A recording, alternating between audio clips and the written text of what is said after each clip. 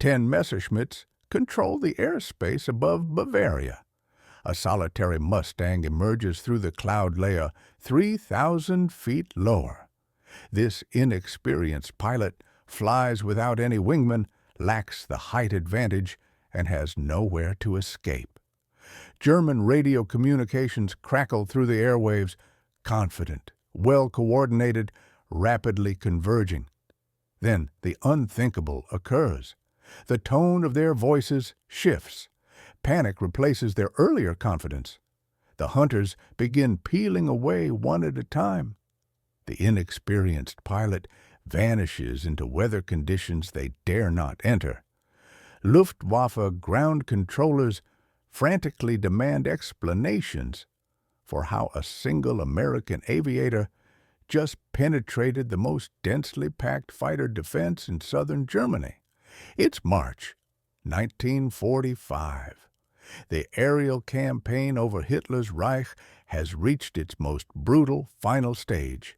American heavy bomber formations push deeper into enemy territory each day, and the Luftwaffe, battered yet still dangerous, commits every remaining resource to halt them. Fighter airfields surround Munich, Augsburg, and Regensburg in a protective ring. Fuel supplies are severely limited. Pilot training is rushed and inadequate. Yet on certain days, when weather clears and bomber formations appear, German fighters still launch in organized swarms. The 8th Air Force understands this reality. So does the 15th, advancing northward from Italian bases. Fighter escort tactics have been refined into a precise science. Multiple layers of coverage, assigned sectors, strict radio protocols. P-51 Mustangs maintain high-altitude protection while P-47 Thunderbolts sweep at lower levels. Nobody operates alone. Nobody abandons formation without justification. These regulations are written with the blood of fallen pilots, perfected through 3 years of experimentation and devastating mistakes. However, these rules presume experience.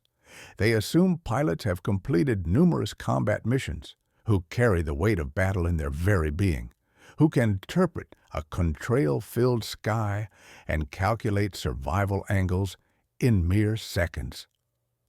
The pilot replacement system no longer provides such guarantees. By early 1945, some arriving fighter pilots possess less than 300 hours of total flying time. They understand how to operate their aircraft. They haven't yet learned how to stay alive in combat. Second Lieutenant William R. Beyer joins the 357th Fighter Group in mid-February. He's 22 years old. His Mustang qualification is complete. His combat missions flown total zero. His squadron colleagues brief him over coffee and cigarettes inside a Quonset hut reeking of engine oil and damp wool. They share knowledge absent from official manuals, how to spot the reflection of a canopy catching sunlight, how to check behind you every 8 seconds without fail, how to recognize when death has already claimed you, though you don't realize it yet.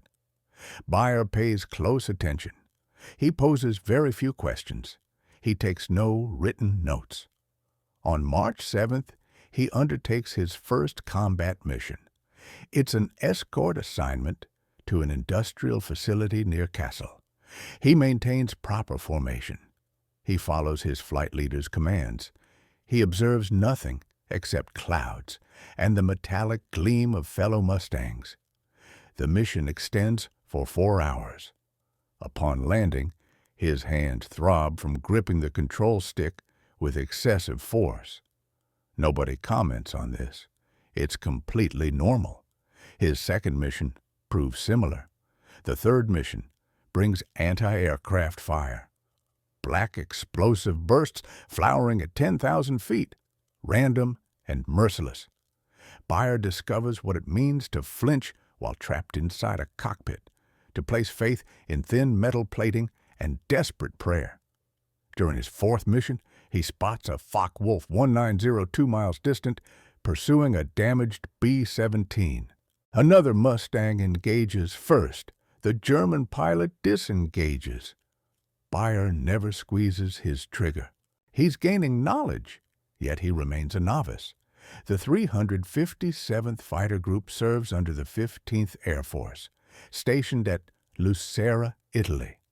Their operational zone encompasses southern Germany, Austria, and the Alpine approaches. This territory is a killing field. Mountain ranges obscure radar detection. Cloud formations stack 15,000 feet in depth. German controllers direct their fighters through valleys and across ridges where American formations lose their cohesion. The 357th has suffered 4 pilot casualties within 2 weeks. None possessed more than 8 combat missions. On the morning of March 17th, Bayer receives assignment to a long-range penetration mission, a bomber escort deep into Bavaria, approaching the Austrian frontier. The designated target is an airfield complex at Neuburg an der Donau. Intelligence assessments predict moderate to intense fighter resistance. Weather forecasting indicates broken clouds at 8,000 feet, with solid overcast reaching above 12,000. Poor visibility expected, with icing conditions possible. The briefing officer delivers the situation without sugarcoating anything. The Luftwaffe has been concentrating fighters throughout this sector. They're defending jet bases, supply installations, and the final operational infrastructure of a crumbling regime. The Germans are desperate soldiers. This makes their actions both predictable and extraordinarily dangerous. Bayer inspects his equipment: parachute harness, Mae West life vest, escape kit, sidearm. He walks toward his Mustang through the pre-dawn grayness, his breath creating mist in the cold Italian air. The crew chief gives him an approving thumbs-up gesture. The engine fires up smoothly, strong, dependable, reliable. 50 gallons of fuel in the fuselage tank. Drop tanks suspended beneath each wing. 6 Browning .50 caliber machine guns loaded and ready. He reviews the checklist twice over. Everything shows green indicators. The takeoff sequence is staggered. 16 Mustangs from his squadron climb into the overcast conditions and assemble using radio coordination and precise timing. They head northward, ascending through cloud layers that swallow the formation in gray silence. At 18,000 feet, they emerge into brilliant sunlight. The sky overhead is crisp and deeply blue. Below, the cloud deck extends to every horizon, smooth and white, like fresh bed linen. The bomber formation is already positioned ahead. Gleaming B-24 Liberators arranged in tight defensive formations. Their contrails spread behind them like chalk marks across a blackboard. The Mustangs slide into their escort positions: high cover, low cover, and flanking protection. Bayer flies within the second element, staying close to his flight leader. Radio communications remain minimal. The formation continues its steady drone northward. Somewhere near the Bavarian frontier, the cloud coverage begins thinning. Sections of dark green terrain emerge below. Forests, agricultural fields, the pale ribbon of a winding river. Bayer scans the sky continuously. He checks his 6 o'clock position. He monitors the other Mustangs for any abrupt movements. Everything stays calm. The bomber stream pushes northward, steady and ominous in appearance. Then the radio call comes through. Enemy fighters spotted, high altitude, 11 o'clock position. If this history resonates with you, please tap like and subscribe. Before the war erupted, William Bayer never considered himself extraordinary in any way. He grew up in a modest Pennsylvania town where the evening freight train provided the loudest sound, and the brightest future prospect was employment at the local mill. His father operated a hardware store. His mother cultivated a vegetable garden. Life followed ordinary, predictable patterns built on routines stretching back through generations. Beyer performed well academically but wasn't brilliant, was friendly without being particularly popular. He played baseball during summer months and read aviation magazines throughout winter, nurturing modest dreams that felt sufficiently large to him. When war began, he was 17, too young for military service. He watched his older brother depart for the Army, watched the town empty of its young men, watched Gold Star flags appear in windows along Main Street.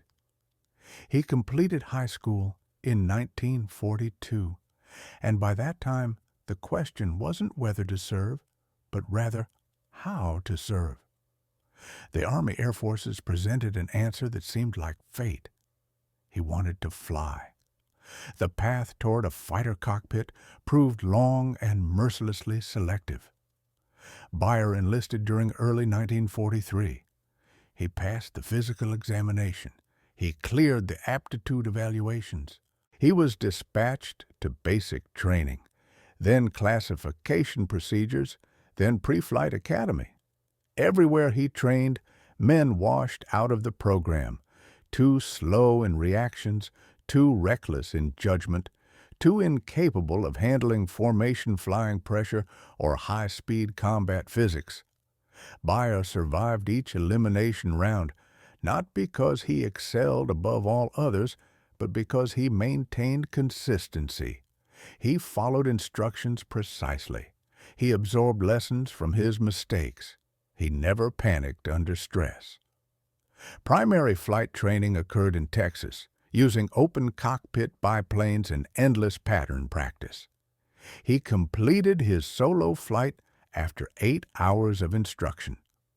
His instructor remarked that he possessed good hands on the controls.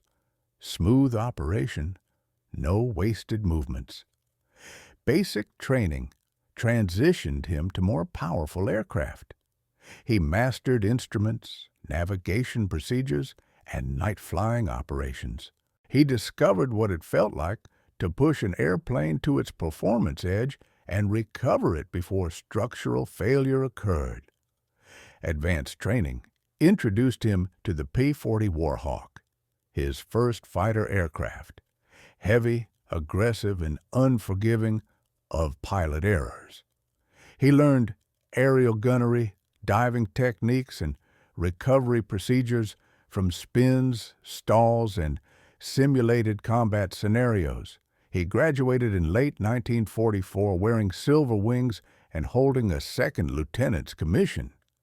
Then came qualification in the Mustang. The P-51 offered superior speed, lighter weight, and better responsiveness than anything he'd previously flown. It possessed impressive range, excellent climb rate, and the kind of performance characteristics that made experienced pilots smile. However, it demanded respect from its pilots. The Merlin engine operated at high temperatures. The laminar flow wing design stalled abruptly if mishandled. During high-speed dives, control forces increased so dramatically that some pilots couldn't pull out without first adjusting trim settings. Beyer invested weeks learning its peculiarities, its limitations, its unique personality. He developed trust in the aircraft. The Mustang rewarded precision and punished carelessness. That characteristic suited his temperament perfectly. By the time he arrived in Italy, he had accumulated nearly 300 hours of total flight time. On paper, this appeared adequate. In reality, it signified he knew how to fly the aircraft, but hadn't yet learned how to fight and survive in combat. Combat operations introduced variables no training program could replicate effectively. The confusion generated by a sky filled with 40 aircraft simultaneously. The distortion effects of speed and altitude perception, the adrenaline rush that transformed seconds into hours and hours into mere seconds. The only method to learn was surviving long enough to accumulate experience. His squadron colleagues helped where they could manage. They taught him to scan in segmented sections rather than sweeping motions, to check his 6 o'clock position every 8 seconds without exception, to never fixate obsessively on a single target, to trust his wingman completely and prove worthy of that trust. They explained that most pilots who perished during their first 5 missions died because they failed to detect the threat until too late. Situational awareness, they emphasized, mattered more significantly than marksmanship ability. You could miss every single shot and still return home safely. You couldn't return home if you were already dead. Beyer absorbed everything they shared. He didn't talk excessively. He listened carefully. He observed intently. He mentally replayed each mission afterward, noting his mistakes, what he'd missed, what had felt wrong, even if he couldn't articulate exactly why. He was constructing combat instinct gradually, one flight operation at a time. However, instinct required time to develop, and time was the one commodity nobody could guarantee. The men surrounding him represented a mixture of combat veterans and replacement pilots. The veterans flew with a kind of weary competence about them, their movements economical in nature, their radio voices remaining calm even when the sky erupted violently. They'd witnessed friends die in combat. They'd committed errors and survived through luck or skill or both combined. They carried that psychological weight quietly, expressed through how they inspected their weapons twice, how they studied weather conditions carefully, how they said nothing at all when a new pilot asked questions revealing how little he truly understood. The replacement pilots were easier to interpret, nervous energy barely contained, bravado masking underlying fear, a desperate need to prove themselves worthy, to belong to the group, to avoid being the one who made fatal mistakes that killed others. Beyer recognized these feelings because he experienced them himself. The difference was he kept them internalized. He spent his off-duty hours reading after-action reports thoroughly. He studied German tactical methods, how they exploited sun and altitude advantages, how they coordinated their attacks, how they isolated and destroyed stragglers. He learned the performance profiles of enemy fighters, the 109's tight turning radius, the 19's superior roll rate, the way a Messerschmitt pilot would attempt luring you into climbing fights where the 109 held performance advantages. He learned that the Mustang's primary strengths were speed and energy retention characteristics, that you fought exclusively on your own terms or avoided combat entirely. However, knowledge wasn't equivalent to experience, and experience couldn't be accelerated artificially. During his 5th mission, Beyer witnessed a B-24 go down. One moment it flew straight and level, properly tucked into formation position. The next moment, its wing folded backward and the fuselage tumbled through space, shedding debris and crewmen. He counted 3 parachutes deploying. The bomber carried a crew of 10 men. He forced himself to continue scanning the sky systematically. There was nothing he could do to help. The mission continued without pause. During his 7th mission, he fired his weapons for the first time in actual combat. A Focke-Wulf 190 flashed across his nose at 1,000 yards distance, chasing another Mustang. Bayer rolled his aircraft, pulled lead angle, and squeezed the trigger firmly.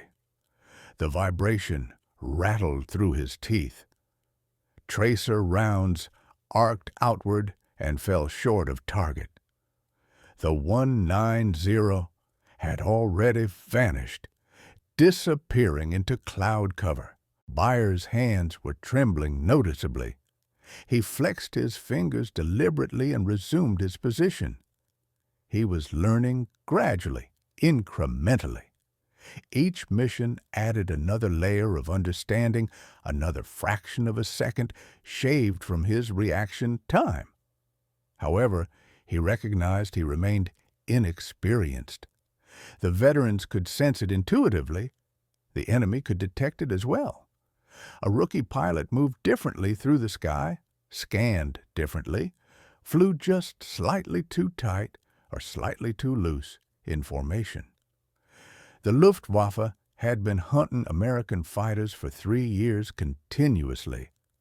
They recognized what inexperience looked like and understood how to exploit it ruthlessly. By mid-March, Bayer had completed 9 combat missions. He hadn't scored any victories. He hadn't been hit by enemy fire.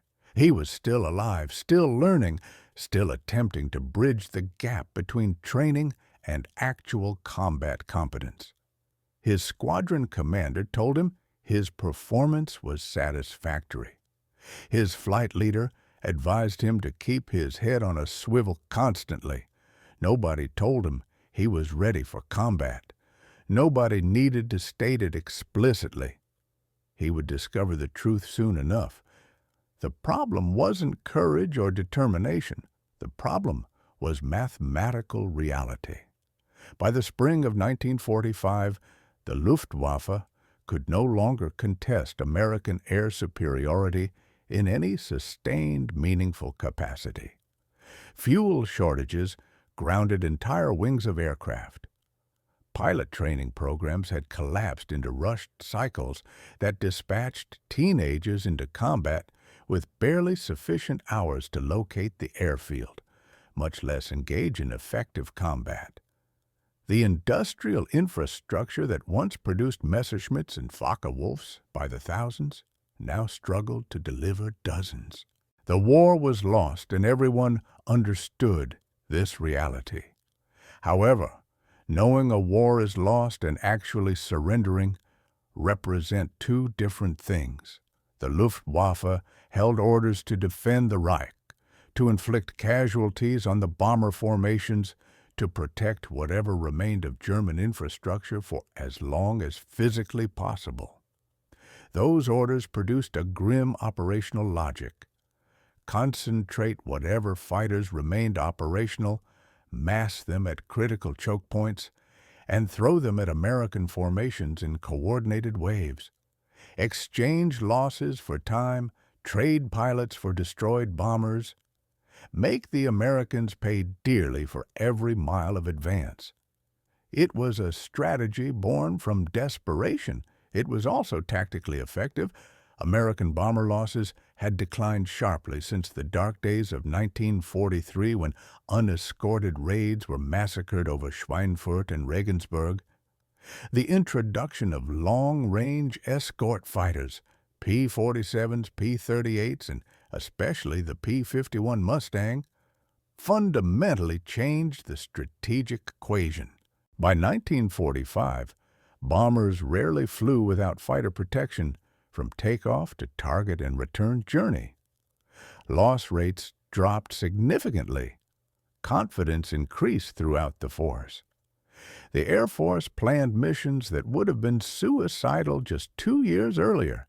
However, escort duty wasn't operationally simple.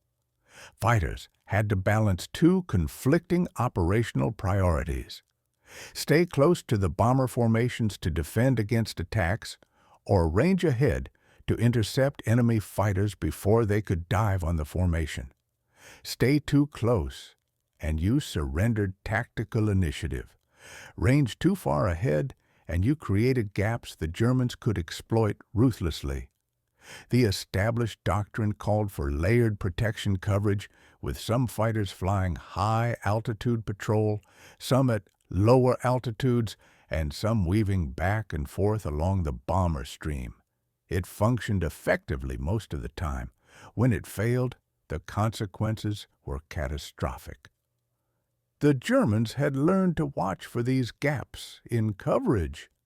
They tracked American formations from the moment they crossed the coastline, using radar detection, ground observer networks, and radio intercepts to predict routes and timing.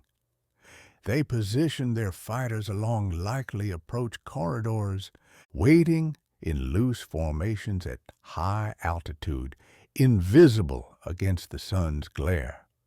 When the opportunity presented itself, when an escort group rotated out to refuel, when cloud cover disrupted cohesion, when a single flight drifted just slightly too far from the main formation, they struck hard, fast, and concentrated their force. The tactics were brutally efficient in execution. A swarm of Messerschmitts would dive from the sun, select a straggler or damaged bomber, execute one high-speed attack pass, and climb back to altitude before the escorts could respond effectively.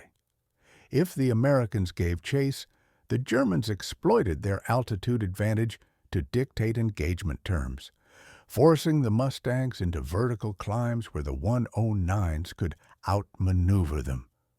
If the Americans remained with the bombers, the Germans reset their position and attacked again. It resembled a knife fight conducted in a dark room.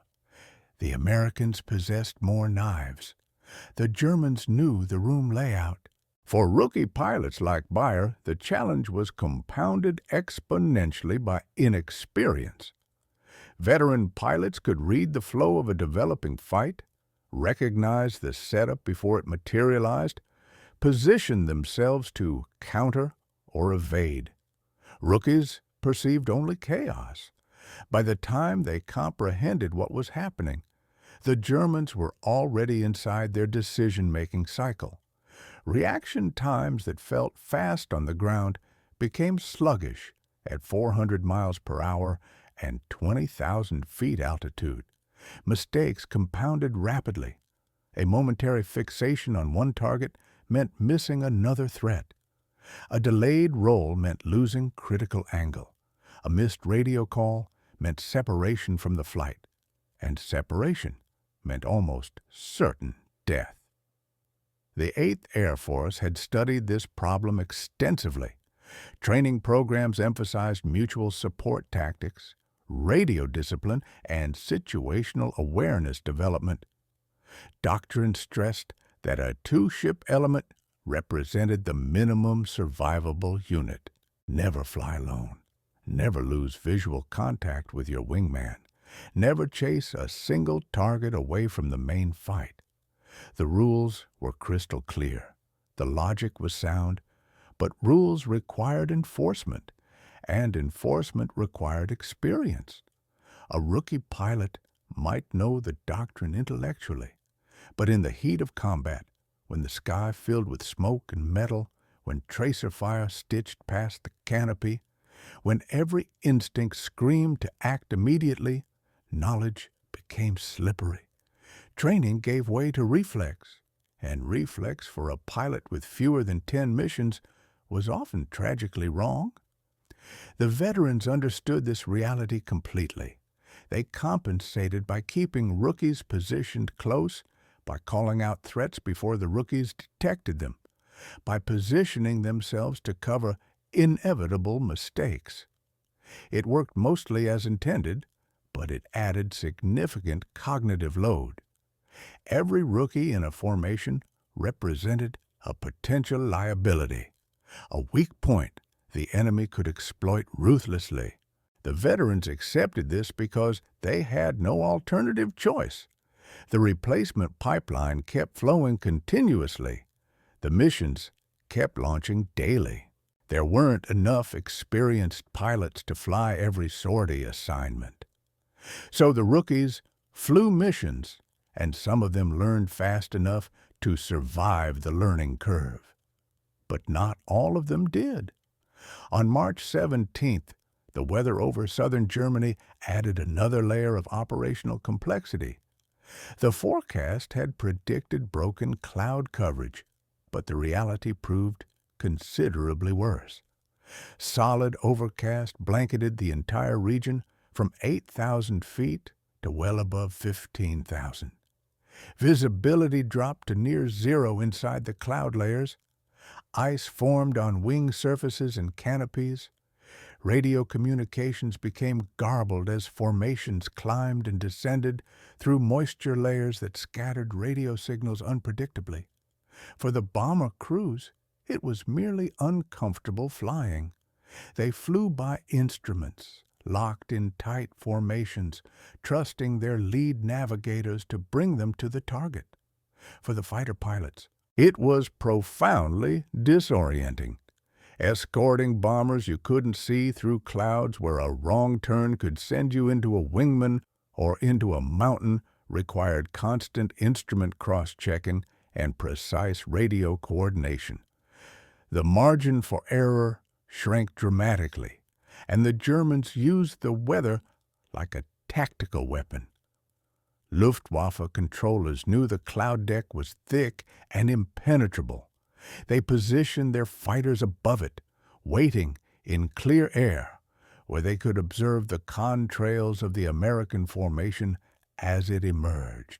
They planned their intercepts for the transition moment when American pilots were adjusting from instrument flight to visual flight, when formations were spreading out after climbing through the murk, when cohesion was at its weakest point.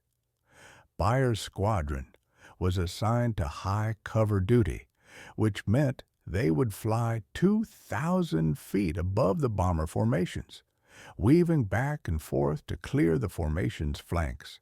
The briefing had made it sound routine and straightforward.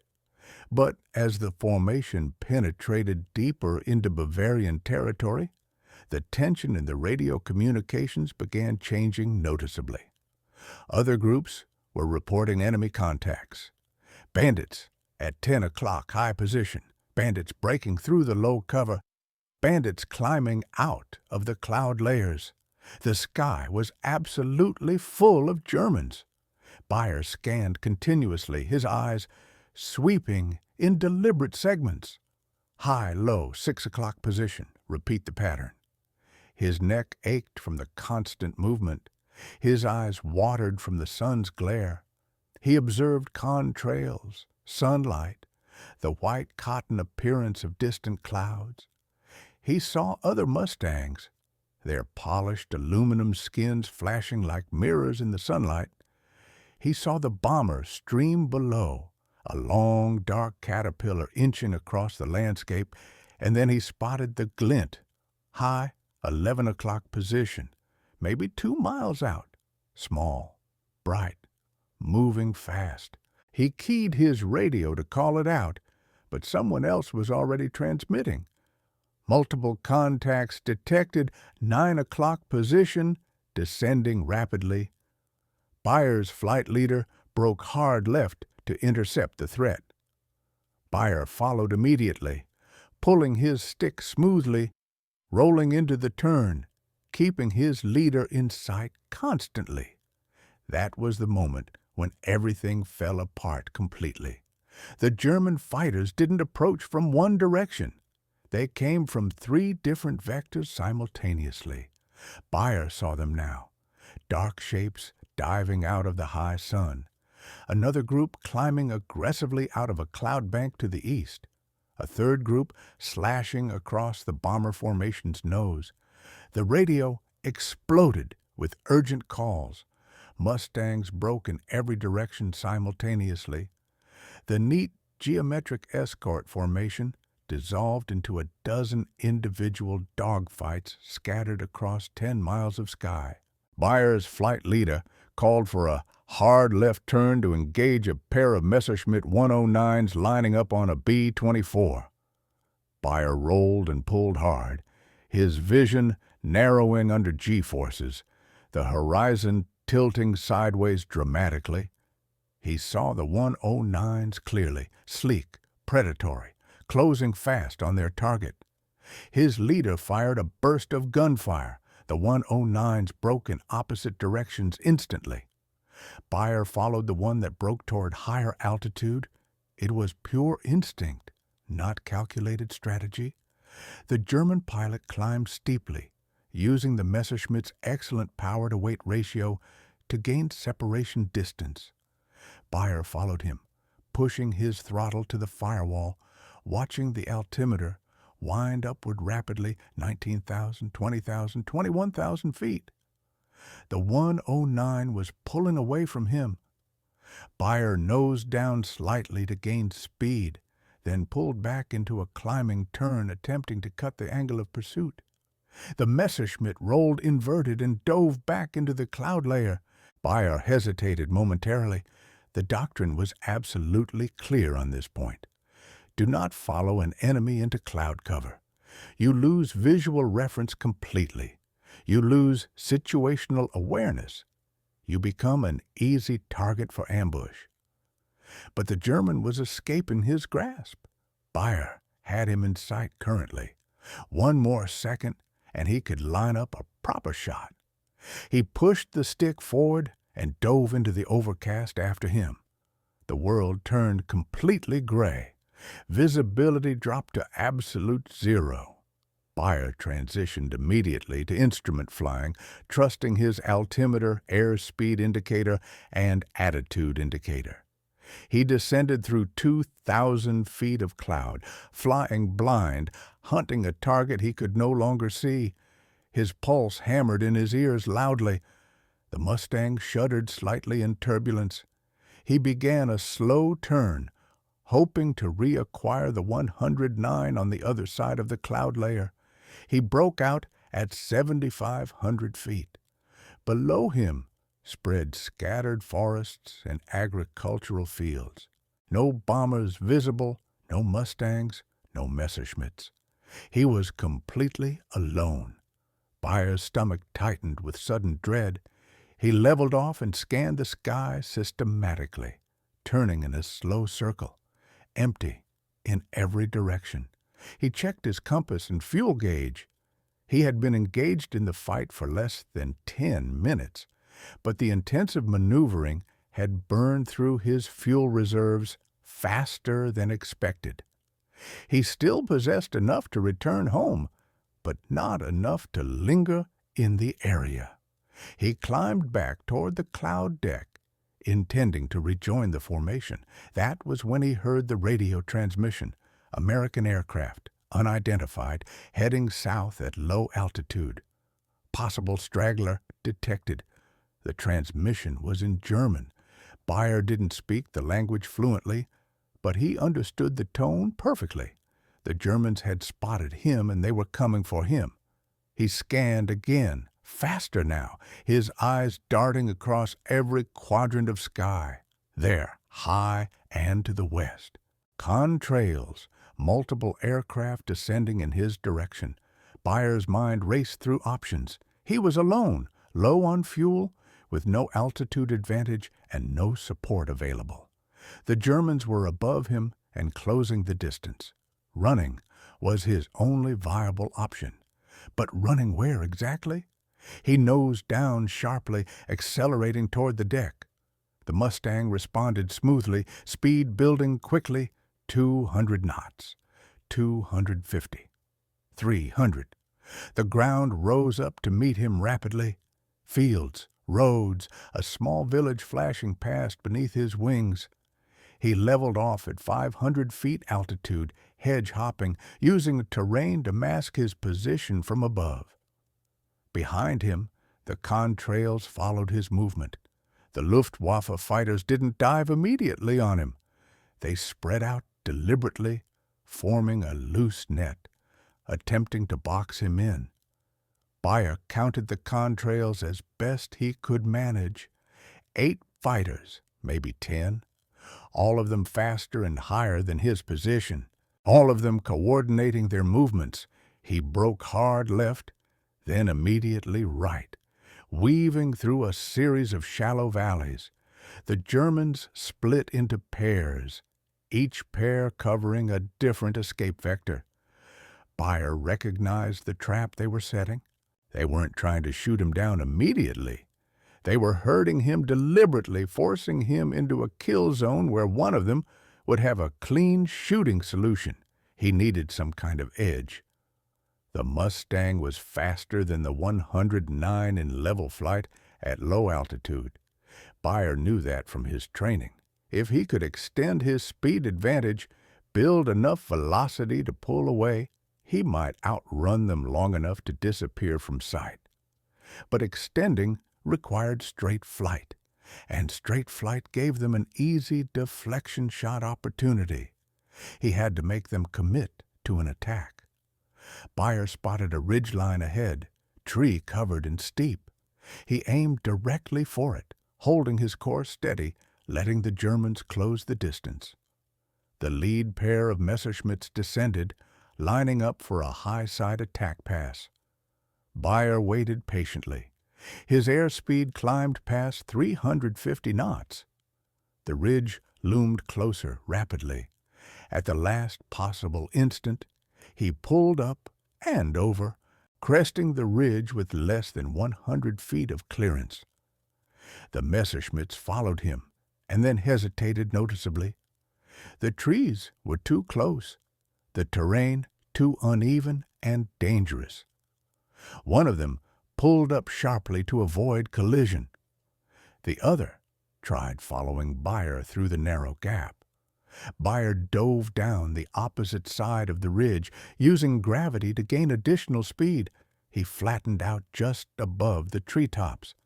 The Mustang's engine roaring at full power, the slipstream howling past the canopy.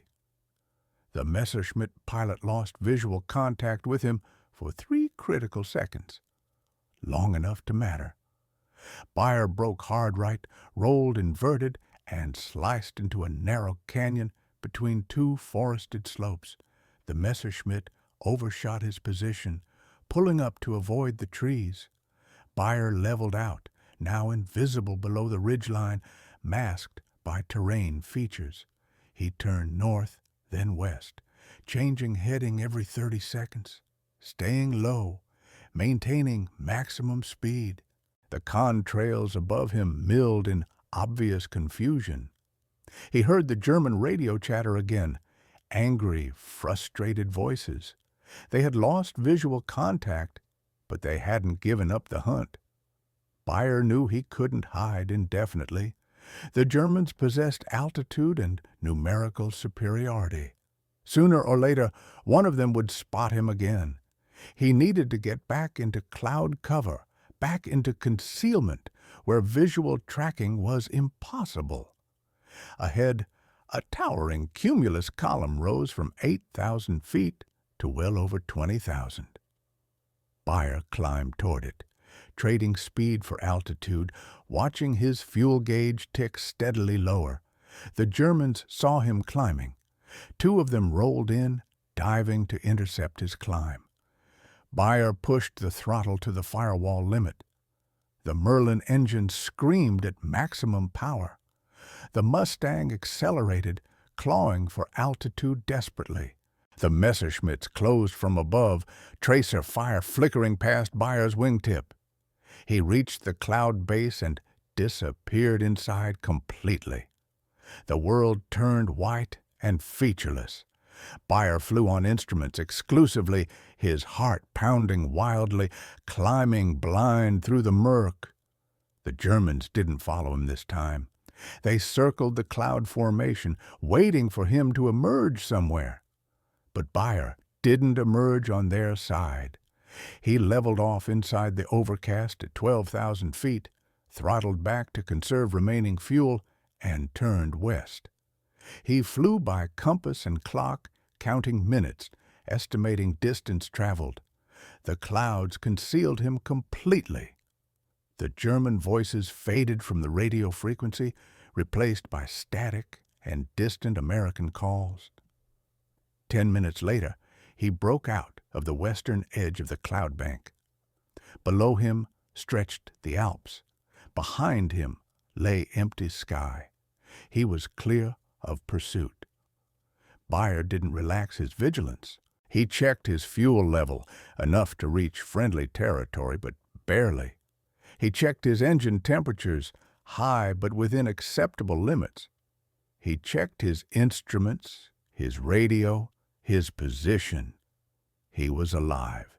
He was alone, and he had just accomplished something nobody had told him was possible. He had slipped through 10 German fighters and survived the encounter. The fuel gauge read 60 gallons. Bayer calculated distance, airspeed, and consumption rate in his head. If he climbed altitude, he would conserve fuel. If he stayed low, he would remain concealed. He split the difference, leveling off at 8,500 feet and leaning the fuel mixture as much as he dared. The Mustang flew smoothly, its engine settling into a steady drone. The sky was empty now. No contrails, no anti-aircraft fire, no bombers, just open air and the jagged white line of the Alps stretching along the southern horizon. Bayer followed his compass westward, heading for the Italian coast. His hands were still shaking noticeably. He replayed the fight in his mind, analyzing every decision, every turn. He had made mistakes, clearly. Following that first Messerschmitt into the clouds violated doctrine explicitly. Separating from his flight was another violation. But he had also made choices that worked effectively, using terrain for concealment, changing heading unpredictably, exploiting the Mustang's speed at low altitude. He had survived not because he was exceptionally skilled, but because he had refused to do what the Germans expected him to do. The enemy fighters had operated as a coordinated unit, spreading out to cover his escape routes, communicating by radio, herding him toward a kill zone. It was textbook Luftwaffe doctrine, what the intelligence briefings called the swarm tactic. Each pair of fighters supported the other, covering blind spots, maintaining energy advantages. It should have worked perfectly against a rookie pilot flying alone. It should have been decisive and final. But Bayer had done something they didn't anticipate happening. He had gone low, lower than the Germans wanted to follow him, lower than their controllers expected, into terrain where altitude became a liability and speed meant survival. He had traded altitude for concealment, energy for unpredictability, and when he needed altitude back, he had used the weather, those towering clouds the mission briefers had warned about, as protective cover. The Germans possessed the numbers advantage. Bayer had seized the initiative. It wasn't a formal tactic. It was improvisation, born from desperate circumstances. But it worked successfully. Bayer thought about the radio calls he had heard, the German voices snapping orders and reporting positions. He didn't speak their language, but the tone communicated everything. Confidence initially, then irritation, then something approaching disbelief. A lone American fighter, outnumbered 10-1, had refused to be pinned down, had refused to fight on their terms, had simply disappeared from view. It bothered them significantly. He could hear it in their voices. The realization gave him a brief flicker of satisfaction, quickly buried under waves of exhaustion. He still had to get home safely. The fuel gauge continued its slow descent toward empty. Bayer adjusted his course slightly, aiming for the most direct route across the mountain range.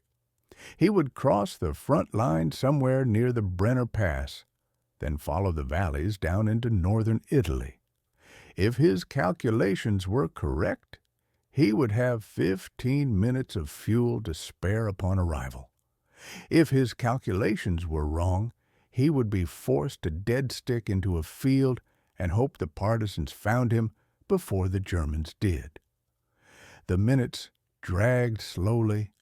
The landscape below shifted from dense forests to rocky slopes to snow-covered peaks. Byer scanned constantly, watching for enemy fighters, for anti-aircraft fire, for any sign of threat. The sky remained empty in all directions. The war felt distant, almost unreal, as if he had flown beyond its borders into some neutral space where only altitude and fuel and navigation mattered. He crossed the Alps at 9,200 feet, threading between two ridges, the Mustang shadow flickering across snowfields far below. On the southern side, the terrain softened into green valleys and winding rivers. Byer descended gradually, easing the Mustang down to 4,000 feet. The engine temperatures dropped noticeably. His breathing slowed to normal. Ahead, a cluster of buildings appeared in the distance, an airfield with American markings visible on the runway. Byer checked his fuel gauge, 20 gallons remaining, just enough. He called the tower, identified himself properly, and requested immediate landing clearance. The controller's voice came back calm, almost bored in tone. Cleared to land, runway 27, wind light, and variable. Byer entered the landing pattern, dropped his landing gear and flaps, and brought the Mustang down in a smooth, uneventful landing. The wheels chirped on concrete pavement. The tail wheel settled gently. He rolled to the end of the runway and turned off onto the taxiway. The engine coughed once, sputtered noticeably, and died completely. Out of fuel. Byer sat in the cockpit for a long moment, staring at the instrument panel before him. His hands were completely numb. His back ached severely. His mouth tasted like copper.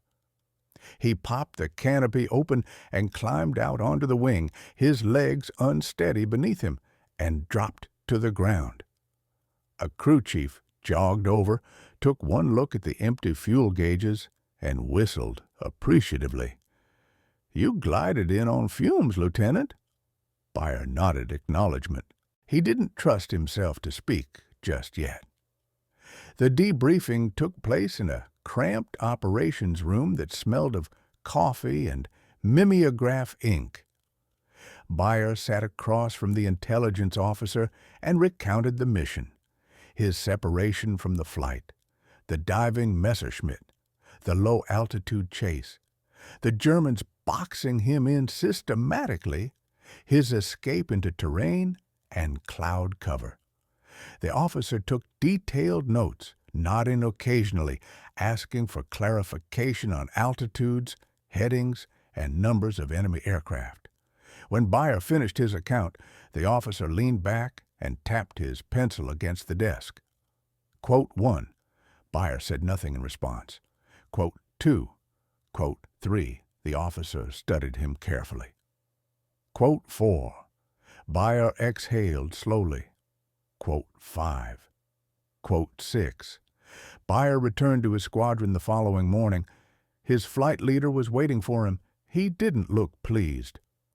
"You followed a 109 into the clouds." "Yes, sir." "What happened to the doctrine we briefed thoroughly?" "I lost sight of you. I thought I could catch him before he escaped." The flight leader shook his head. "You thought wrong. You separated from the flight. You gave the enemy a free shot. If they had been better coordinated initially, you wouldn't be standing here right now."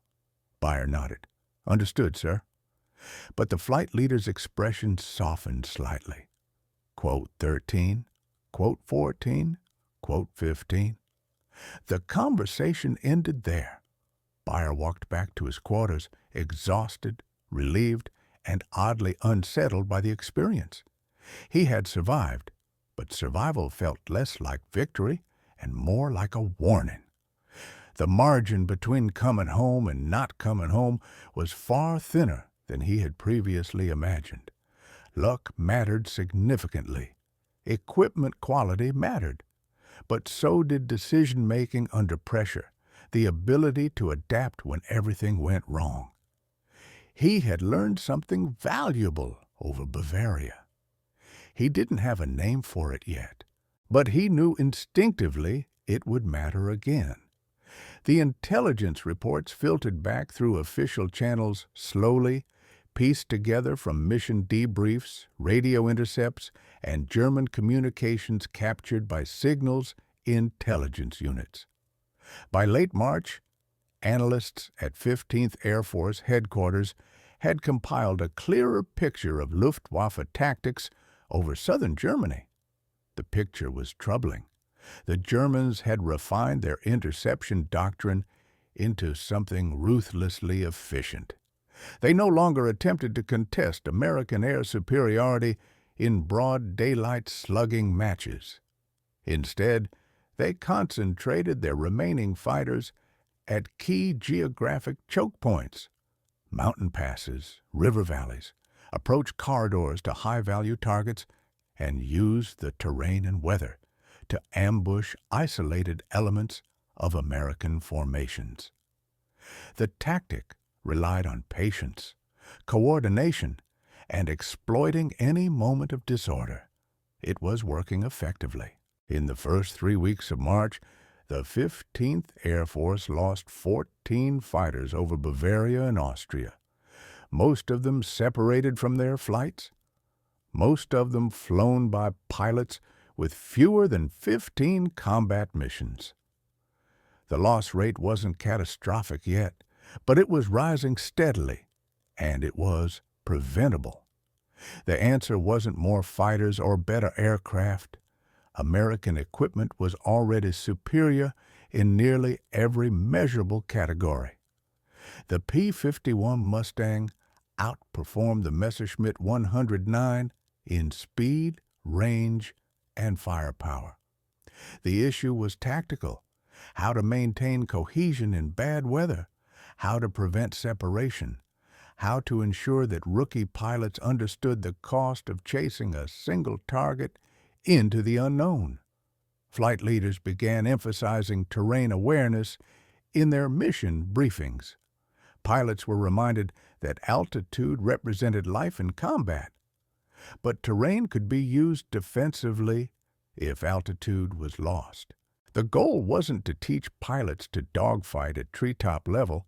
That was desperation, not doctrine, but to ensure they understood that survival sometimes required unconventional choices. If you were low, alone, and outnumbered, you didn't dogfight. You ran intelligently. Byers' debriefing contributed significantly to that tactical shift. His escape was analyzed carefully, broken down into principles that could be taught. Use terrain to mask your position from above. Change heading frequently to deny tracking solutions. Exploit weather, clouds, fog, low visibility, as cover when visual combat became untenable. Maintain speed above all other considerations. Don't try to outmaneuver a more agile aircraft. Outlast it by forcing pilot errors. None of it was revolutionary thinking, but it was specific, grounded in a real example, and it gave rookie pilots a mental framework for a situation the training programs didn't adequately simulate. You could practice formation flying extensively. You could practice gunnery skills repeatedly. You couldn't practice being hunted by 10 enemy fighters in unfamiliar terrain with no support and no altitude advantage. But you could learn from someone who had survived exactly that situation. By early April, the lessons were being disseminated to fighter groups across Italy. Flight leaders incorporated them into mission briefings. Pilots discussed them over evening card games and pre-flight walkarounds. The changes were incremental, undramatic, woven into the daily routine of combat operations. But they mattered significantly. Fighter losses over Bavaria declined noticeably. Not dramatically. Combat remained lethal, and the Luftwaffe still fielded skilled pilots and effective tactics. But fewer American pilots were dying from avoidable mistakes. Fewer were chasing single targets into bad situations. Fewer were separating from their flights and finding themselves alone over enemy territory. The numbers shifted just enough to notice. Beyer flew 16 more missions before the war in Europe ended. He scored 2 confirmed victories, a Messerschmitt 109 damaged on April 2nd and a Focke-Wulf 190 destroyed on April the 21st. Neither engagement was dramatic or memorable. Both were quick, professional, and forgettable to everyone, except the men directly involved. Beyer didn't talk about them afterward. He didn't seek recognition or praise. He simply flew, completed his assigned missions, and returned safely. He was no longer a rookie pilot. The transition had no clear boundary, no formal ceremony. It happened through the accumulation of small competencies, knowing when to break without being told, reading the rhythm of a fight before it fully developed, trusting his instincts because his instincts were now built on accumulated experience. By May, younger pilots were asking him questions regularly. He answered them the same way the veterans had answered his earlier questions, clearly, without embellishment, with a focus on what worked practically. The war ended on May 8th. Beyer was in Italy, sitting on the wing of his Mustang when the announcement came over the loudspeakers. Men cheered loudly, fired flare guns into the sky, opened bottles they had been saving for this moment. Beyer smiled genuinely, shook hands, accepted congratulations from his comrades. But the relief he felt was quieter than he expected. He had survived. That was sufficient. He returned to the United States in June, processed out of the Army Air Forces in July, and went home to Pennsylvania. He didn't talk much about the war afterward. When people asked, he said he had flown fighters in Italy. When they pressed for specific details, he deflected. The specifics felt too complicated to explain adequately, too bound up in fear and adrenaline and split-second decisions that couldn't be translated into words over dinner conversation. He attended college on the GI Bill, studied engineering, married a woman he met in a library, and built a quiet, unremarkable life. He worked for a manufacturing firm, raised 2 children, and retired at 65.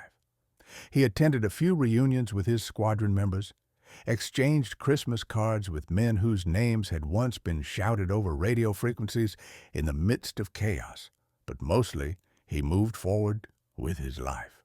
Decades later, a military historian researching 15th Air Force operations found a brief mention of Beyer's mission in a declassified intelligence summary. The report noted his escape from multiple enemy fighters and his use of terrain and weather to evade interception. It included a recommendation that his debriefing be circulated for training purposes. A footnote indicated that several subsequent mission briefings incorporated elements of his account. The historian tracked Beyer down through veterans' records. He was 81 years old, living in a retirement community in central Pennsylvania. The historian called, explained his research, and asked if Beyer would be willing to discuss the March 17th mission. Beyer agreed. They met in a quiet room with large windows overlooking a landscaped courtyard.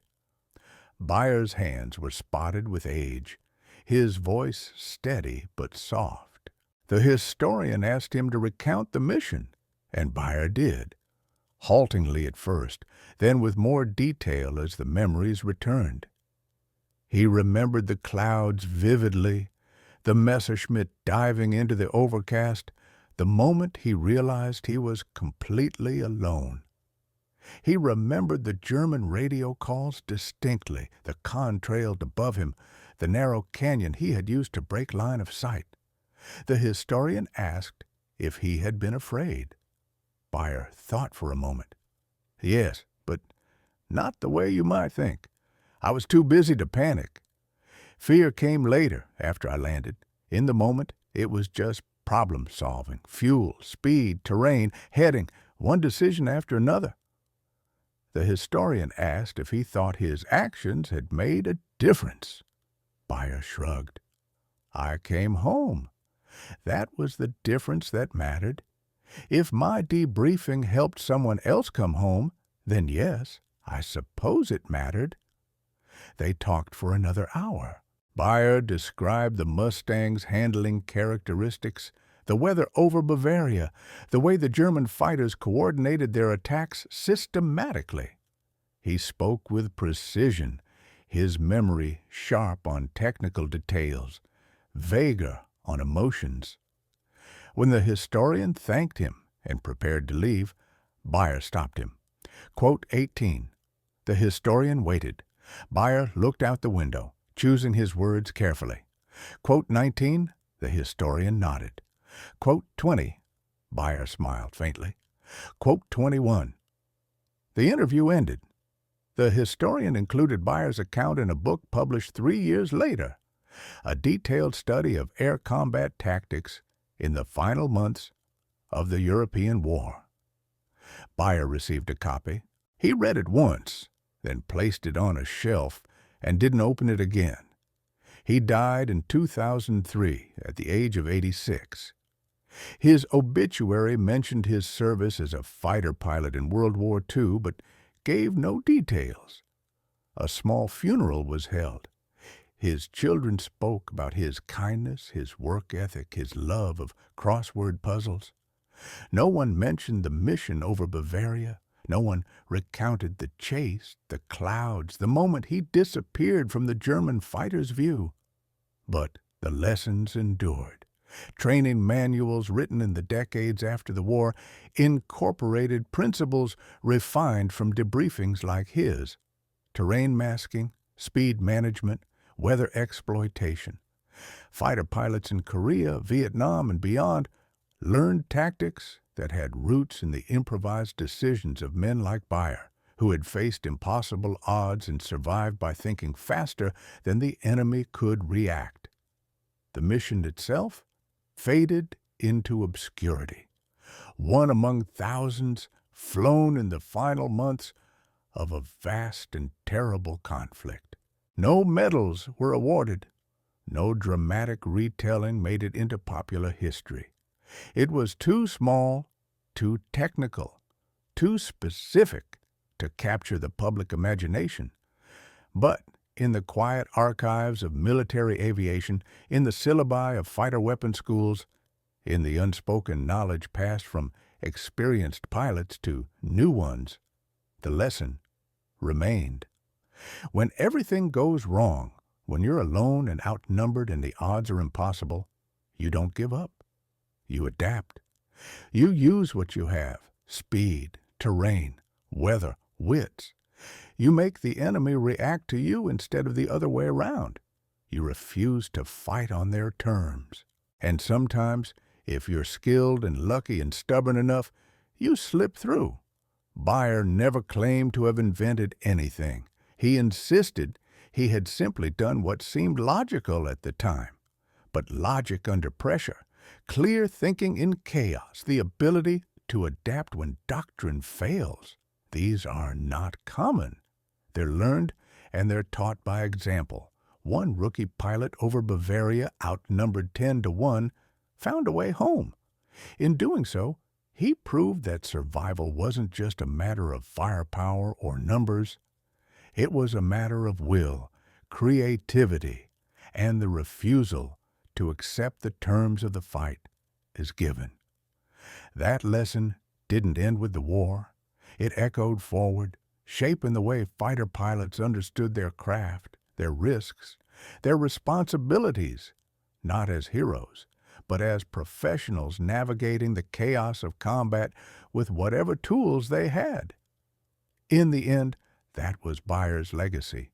Not fame or glory, but a small, enduring contribution to the art of survival. A reminder that in the worst moments, when the sky is full of enemies and the fuel gauge reads empty, the mind remains the sharpest weapon available. And sometimes that's enough.